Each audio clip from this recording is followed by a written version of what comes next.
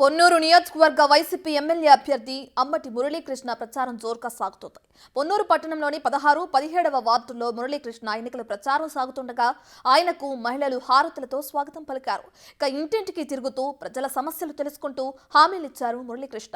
Fan గుర్తుకు vote వేసి వైఎస్ఆర్ కాంగ్రెస్ ప్రభుత్వాన్ని తిరిగి తెచ్చుకోవాలని పిలుపునిచ్చారు. ఆయన విజయాన్ని కాంక్షిస్తూ ఆయనతో పాటు ప్రజలు, పార్టీ నాయకులు, కార్యకర్తలు భారీగా ప్రచారంలో పాల్గొన్నారు.